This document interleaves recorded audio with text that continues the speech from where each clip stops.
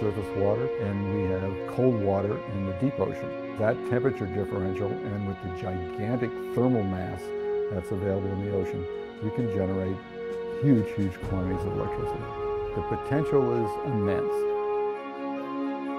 Mackay is wonderful because we've got a core group of really passionate engineers who are interested in tackling the tough challenges in energy, especially, to benefit mankind. Being able to provide more than 100% the total energy needs of the planet and be able to do it with no carbon imprint is a worthwhile goal. Our relationship with HNEI has been magnificent. They share our dream and our goal. They understand the engineering challenges and the practical difficulties of moving forward, and the fact that it's a long road. So it's been a good partnership, an excellent one. You purchase most of the equipment on day one, and then the energy is free. OTEC energy is just sunlight. About 70% of the sunlight coming into the Earth lands on the ocean. Most of that is captured in the surface layers of the ocean water in the form of heat. That's beautiful because we can extract that energy 24/7 and use that power anytime we want it, totally eliminating the need for an energy storage system. And the beauty about that type of energy, base load power, is that you can actually start to replace conventional power plants.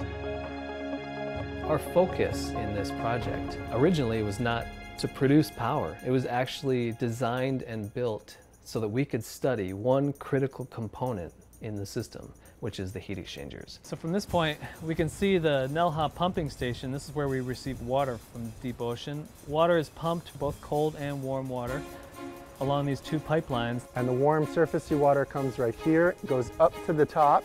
And this is where we split it into all three different heat exchangers, where water pours down through the heat exchangers. Heat exchangers are really the key component to OTEC. And we've got 3 different slots for heat exchangers here.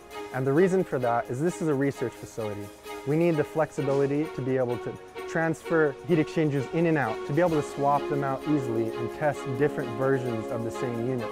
Because ultimately what we're looking for is a high performance, low cost, and long-lasting heat exchanger. Heat exchanger is a fancy name, but really all it's doing is separating 2 different fluids from mixing, separating the ammonia from the seawater.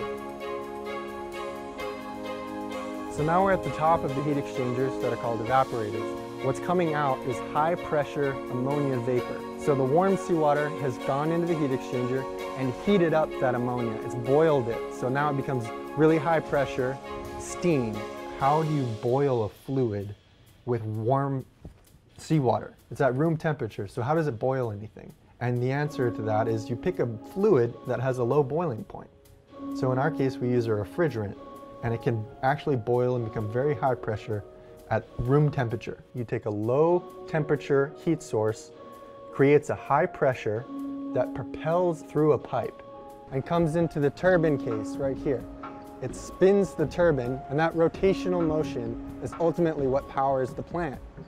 That turbine is connected to a generator over here, and that's where we get the power. This is what's connected to the grid.